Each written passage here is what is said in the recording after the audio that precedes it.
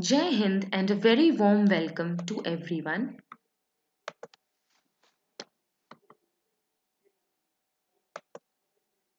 Today, I, Dr. Akriti Maheshwari from the Department of Prosthodontics and Crown and Bridge, Subhati Dental College and Hospital, is going to present the seminar on the topic gingival tissue retraction.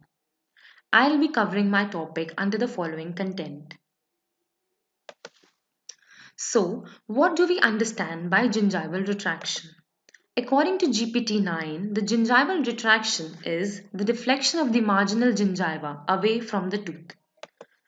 It is the process of exposing the margins for accurate reproduction of the finish lines for the fabrication of cast restorations. So before moving further, I would like to discuss few terminologies which are used in context of gingival tissue retraction. Now, marginal gingiva can be moved in many directions. If it moves in downward and outward directions, it is known as retraction, which we can see by the dark blue arrow. When it comes back to its original position, it is known as relapse, which we can see by the red arrow. When it moves only in the downward direction, it is known as displacement, which we can see by the light blue arrow. And when it flattens due to the external forces, it is known as collapse, which we can see by the green arrow. So now the question arises, why do we need gingival retraction? Before tooth preparation, to locate the position of the cervical finish line in relation to the gingiva and to give a better view of the cervical area, we want the gingiva to be retracted. Then, after the tooth preparation during the impression making, for the adequate access to the finish line and for the material to flow till the depth of the sulcus and record all the details properly, we want the gingiva to be retracted. Then, during the cementation, the gingiva adjacent to the finish line must be displaced to evaluate the marginal fit and also to remove the excess material that has flown into the sulcus. It should be removed. Then, coming on to the rationale behind the gingival tissue retraction. Now, we can clearly understand how the retraction helps the operator to prepare the finish lines and the technician to fabricate the restoration over it by providing better visibility and accessibility of the instrument and the material to reach till the depth of the sulcus of the prepared tooth. Then coming on to the criteria for the selection of the retraction material. According to Milford v. Riemann in 1976, the retraction material must be effective enough to create a trough which is free of blood and fluids, and there must be no damage to the gingiva in terms of inflammation and bleeding. Also, it should be effective in achieving hemostasis. It should not cause any systemic effect, and there should be no irreversible damage to the gingival tissues. So now coming on to the goals behind the gingival tissue retraction. To assess whether we have properly retracted the tissue, we will check these three properties. First, the effectiveness, which will be evaluated by the horizontal and the vertical retraction, control of bleeding and control of GCF flow. Second, the retraction. The material should not cause any permanent damage, and after absorption, it should not cause any systemic effect. Then coming on to where we can use the retraction. In cases of subgingival caries, to know the extent of the caries, we need to retract the gingiva. Then in cervical erosion and abrasion, then subgingival tooth fracture, subgingival finish line, and decreased crown root ratio. Then, when we know where we have to go for gingival tissue retraction, we should also know where we cannot go for gingival tissue retraction. First is the poor oral hygiene. Then, second, the local gingival disease. Then, in cases of few systemic diseases, for example, in cardiovascular disease patients, we cannot use epinephrine dipped gingival retraction cord. And last, the lack of the skill of operator. Then before moving further, let us discuss the normal anatomy of gingiva. The normal anatomy of gingiva is divided under microscopic structure and macroscopic structure. The macroscopic structures include the marginal gingiva, which extends from the tip of the sulcus to the base of the sulcus. Second, the attached gingiva, which extends from the base of the sulcus to the cervical portion of the crown. And thirdly, the interdental papilla. The retraction is done to retract only the free gingiva and not increase the width of the sulcus. So, coming on to the factors affecting gingival retraction. After knowing the normal gingival structure, we can easily appreciate what gingival retraction depends upon. First factor that affects is the attached gingiva, which determines whether we have to go for the surgical or the non-surgical technique. And second is the depth of the sulcus, which is important because we have to hold the cord in the deepest part of the sulcus. And if the sulcus is already deep, then dual retraction cord technique is used. And thirdly, in gingival biotype, suppose a patient has thin gingival biotype which is prone to get damaged, then non-pressure method for gingival retraction is used. Then, according to this article on gingival biotype, it was concluded that when compared to thick biotype, thin biotype is prone for injury, hence, thin gingival retraction cord should be used for the minimum amount of time. And if it is used for more than 15 minutes, then there are chances of recession. Then the question arises, how much gingival retraction do we require? According to this article on gingival retraction techniques, a review, it was concluded that the sulcular width should be at least 0.2 mm so that the impression material does not tear or distort when removed from the sulcus, as we can see in this picture. Then coming on to the techniques for gingival tissue retraction. Basically, the techniques are divided into two, the non-surgical technique and the surgical technique. The non-surgical techniques include the mechanical techniques, the chemical techniques, and the chemomechanical techniques. The mechanical techniques include the gingival retraction cord, rubber dam, etc., where the most commonly used are the gingival retraction cord and the rubber dam. Then the chemical methods include the use of vasoconstrictors, astringents, and tissue coagulants.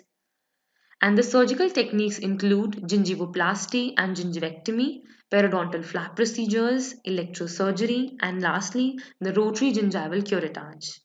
Now, we'll be discussing each one very briefly. So, starting with the mechanical techniques, first comes the retraction cord. The retraction cord is fast, simple, and inexpensive method. It can be used separately or in combination with hemostatic agents. And there are two types of aspects, the mechanical aspect and the chemomechanical aspect. The mechanical aspect involves placing the cord directly into the sulcus for displacing the tissue, whereas the chemomechanical aspect include the treatment of the string by one or more chemicals which induce the temporary shrinkage of the tissue and controls hemorrhage and is then inserted into the sulcus. Then, according to this article on gingival retraction methods, it was concluded that the most common method of gingival retraction is the chemomechanical method. Then, coming on to the classification of the retraction cords. There are various classifications depending upon the thickness, depending upon configuration, depending on surface finish, chemical treatment, and the number of strands. So depending upon the thickness of Ultra Pack, six sizes are available, which are denoted by different numbers and colors, where 000 being the thinnest and 3 being the thickest. According to this article on gingival retraction, it was concluded that the hemorrhage influences the preference for a specific retraction cord, and in cases of gingival GCF oozing, thicker retraction cord is preferred. Then, depending upon the configuration, they can be twisted, knitted, and plain type of retraction cords. Depending upon the surface finish, they can be waxed and unwaxed type of retraction cords. Depending upon the chemical treatment, they can be plain or impregnated, and depending upon the number of strands, they can be single strands or double strand. Now coming on to the instruments used for the placement of the cords. The instruments that are used are known as the cord packer. They can be smooth or serrated type of instruments, as we can see in this picture. Then coming on to this is the Euphrates gingival retractor, which is most commonly used, and this is how it retracts the gingiva as shown on the model. Now there are two types of techniques which are most commonly used: single cord technique and the dual cord technique. Now the single cord technique involves only one cord is used in this technique, which is removed before the impression making, and we'll understand it better by the help of this video.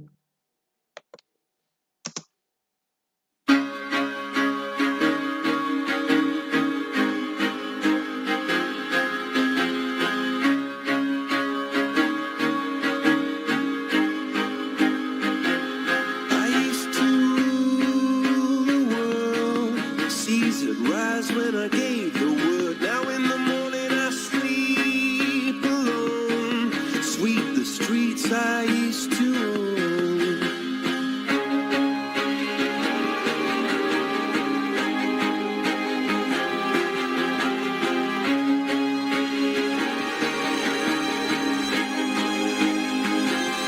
I used to roll the dice, feel the fear in my enemy's eyes.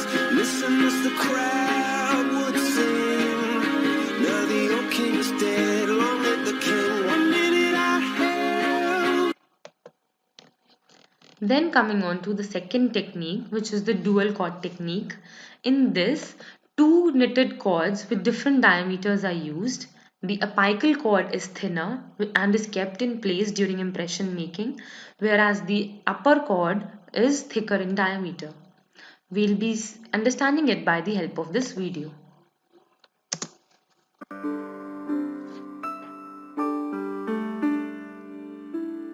The packing of the cord is started from the proximal aspect. Then by the help of cord packer, it is placed and is done into the sulcus. Now the thinner cord has the function of fluid absorption, whereas the thicker cord actually retracts the gingiva.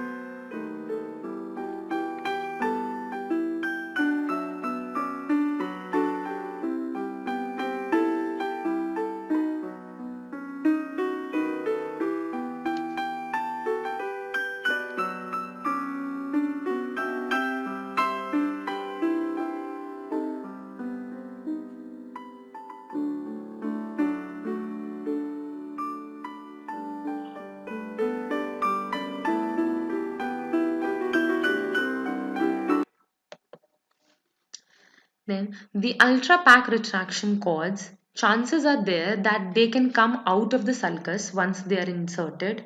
So a copper wire is introduced in the stay put retraction cords, which have shape memory. According to this article on efficacy of two gingival retraction systems on lateral gingival displacement, it was concluded that the stay-put showed slightly higher retraction than the ultra-pack due to the presence of ultra-thin copper wire in the center of the cord. Now coming on to the second mechanical technique, that is the use of rubber dam. The rubber dam was introduced by S.C. Barnum in the year 1864. The retraction by the help of rubber dam is by compression, and it is used when limited number of teeth have to be prepared. Now there are various thicknesses of the rubber dam which are available, ranging from thin, medium, heavy, extra heavy and special heavy. But for the purpose of retraction, only extra heavy and special heavy types of retraction of rubber dam sheets are used. So coming on to the limitations of rubber dam, it cannot be used in cases of extremely malpositioned teeth, in cases of latex allergy, in mouth breathers, and in patients who are asthmatics and upper airway tract infections.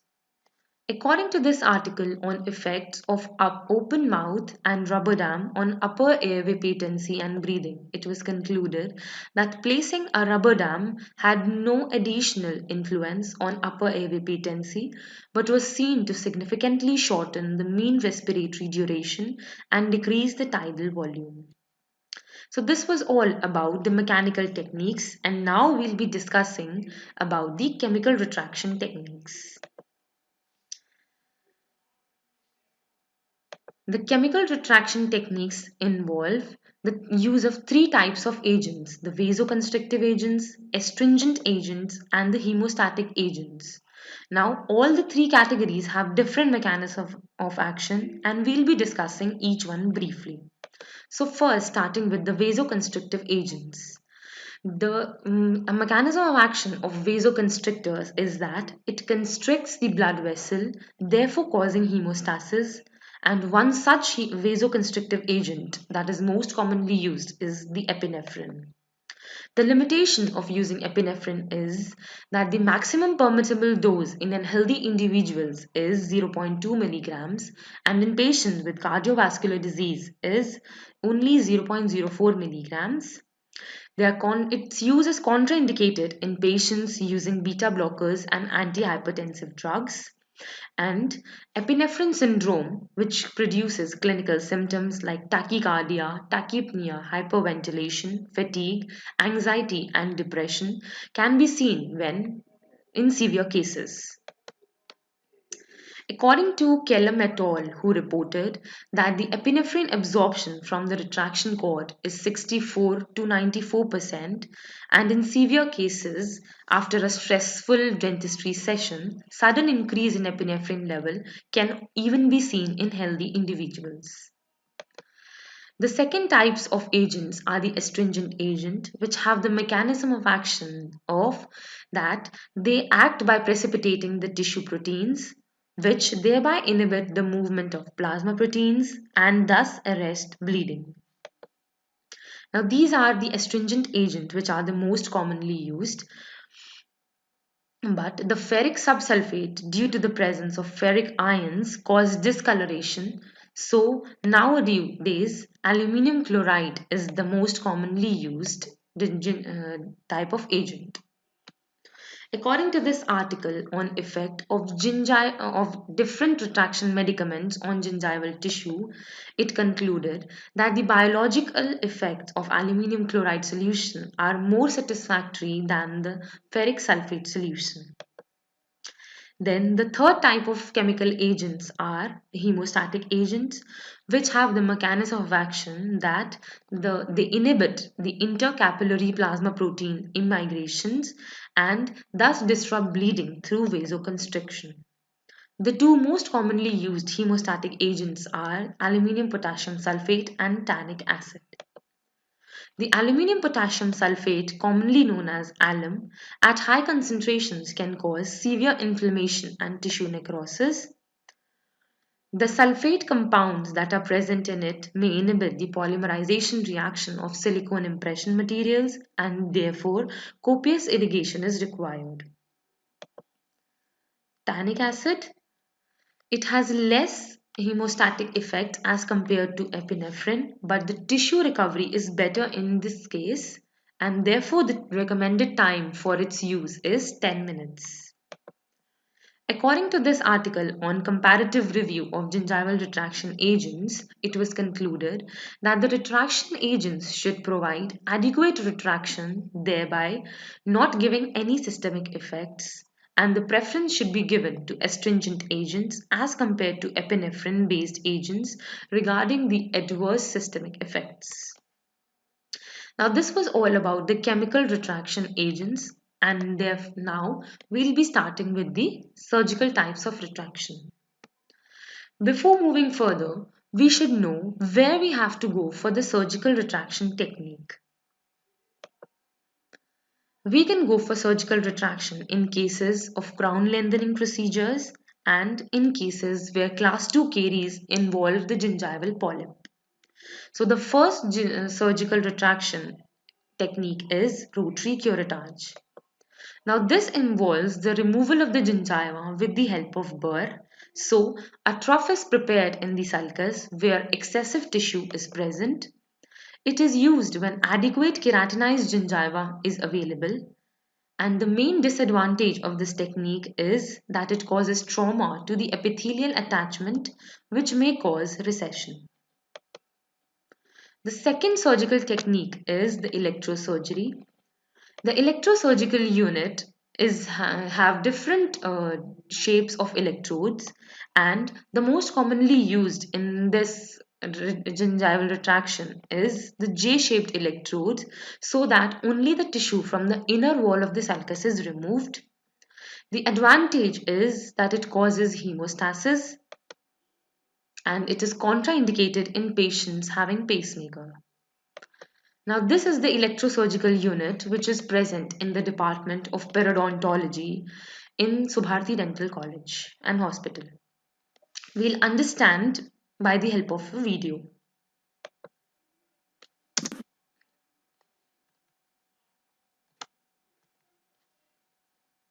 Life is not a fairy The tale. advantage of this technique is that it causes minimal or no bleeding. And as we can see, the charring of the tissue Life takes is place, real. which gives a bloodless feed. Life is real.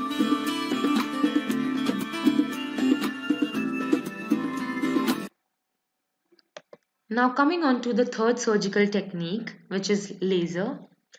There are different types of lasers which are available, but the lasers produce minimal damage to the tissue when laser energy of correct wavelength is used.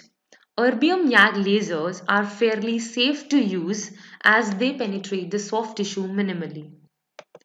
Now, this is the laser unit which is present in the Department of Periodontology, Subharti Dental College and Hospital. We'll again be understanding it better by the help of a video.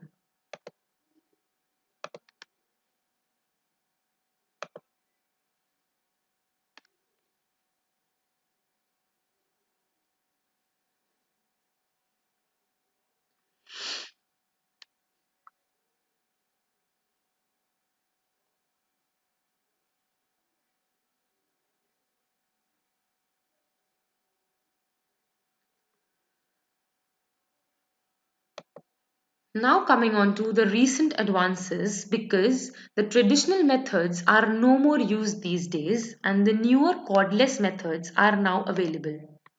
So the advanced materials make the gingival retraction quick, painless and atraumatic. Now starting with the advanced material, we'll discuss each one in brief.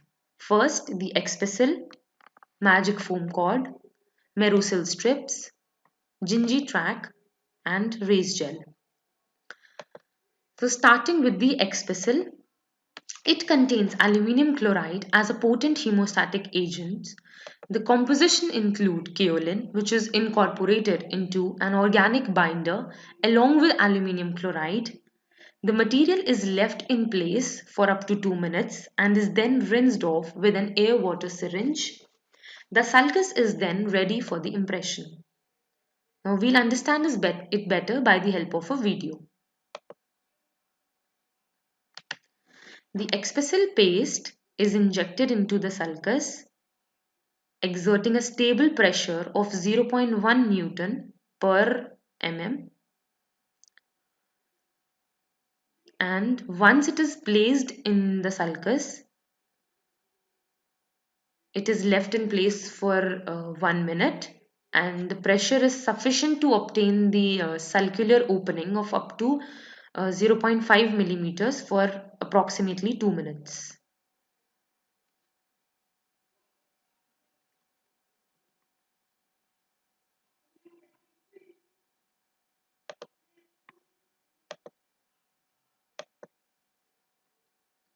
Now, the advantage of using this material is that it causes minimal or no physical damage as compared to the cord. It is time saving. It is effective in equigingival margins and causes quick hemostasis, whereas the disadvantages include that it inhibits the setting of polyvinyl siloxane and polyether impression materials.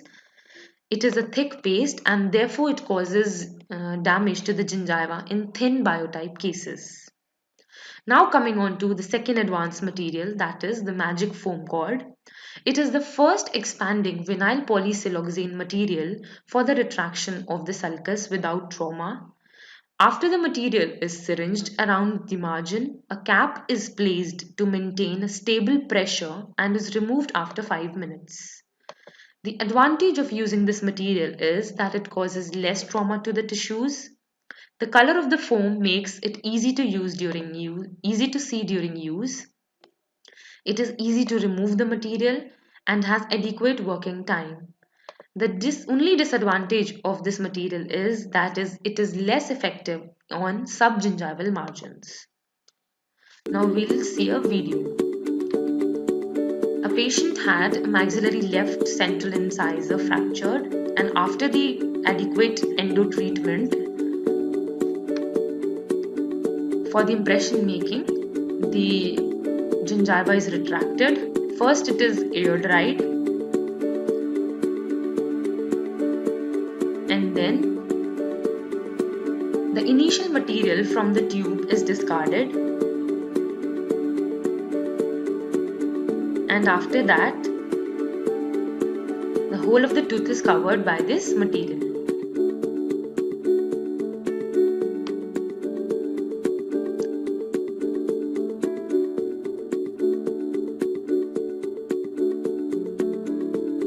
And then it is rinsed off and the impression is made. According to this article on the quality of impressions after use of the magic foam cord gingival retraction system, it was concluded that in cases of equigingival and subgingival margins of less than 2 millimeters, preparation margins, the magic foam cord was a less traumatic alternative method of gingival retraction, and when there were deep subgingival margins, the material was less effective. According to another article on comparative evaluation of gingival displacement using Expisil, magic foam cord and the medicated retraction cord, it was concluded that the Expisil produced maximum retraction and consumed least time, while the magic foam cord has the ease of manipulation and maximum tissue friendliness. Now coming on to Merosil strip.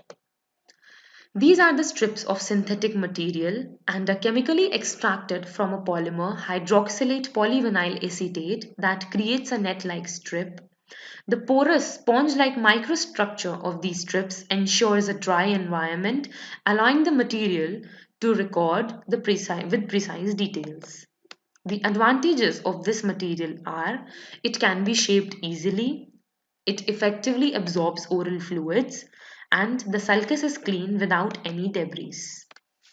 According to an article on comparative evaluation of 3 non-invasive gingival displacement systems, it was concluded that the Merosil strips provided the maximum amount of vertical and lateral tissue displacement, followed by retraction cords, and the least with the magic foam cord. Then coming on to the next material, that is the Gingitrack. The Gingitrack is a paste system that contains aluminium sulfate as astringent. A cap is used to apply pressure for up to 5 minutes after application, and it delivers the impression material into the sulcus with increased accuracy and speed and holds the sulcus open for a longer period of time. The advantage of this material is that it has a longer shelf life, it has faster setting time, and controls the oozing of the blood. Last but not the least, the advanced material is race gel. It contains 25% of aluminium chloride, oxyguanol, and excipients. The aluminium chloride acts as the astringent agent. And due to its thermodynamic characteristics, the material's viscosity increases upon contact with the tissue, providing access to the margins, which causes minimal bleeding. The advantages include that it can be rinsed easily and causes no discoloration and irritation. Then, according to this article on comparison of gingival retraction materials using a new gingival sulcus model, it was concluded that the Expesil, when compared with retraction cords, retraction pastes, and retraction gels, was found to generate the maximum pressure which was tolerated by gingiva, and therefore it causes gingival retraction. Then, gingival retraction in implant supported prosthesis. The use of implant related treatment modality has increased recently, and the peri implant tissue support is different from that of natural tooth. Then, due to the inherent potential of damaging the gingival epithelial structures, the mechanical retraction techniques are contraindicated around implants. So, to conclude, whenever we think of subgingival preparation, we must think of gingival retraction. Depending upon various selection criteria and clinical scenarios, we should choose appropriate method in order to minimize the trauma to gingiva. These are the list of my references.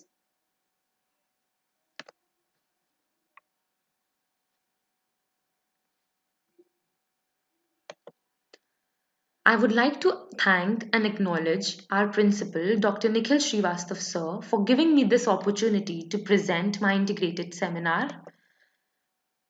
I would also like to thank my guide, Dr. Rayapati Srinivasa Rao sir, and my co-guide, Dr. Chandan Kusum sir, for constant support and guidance, and all the other faculty members for their valuable inputs. Thank you.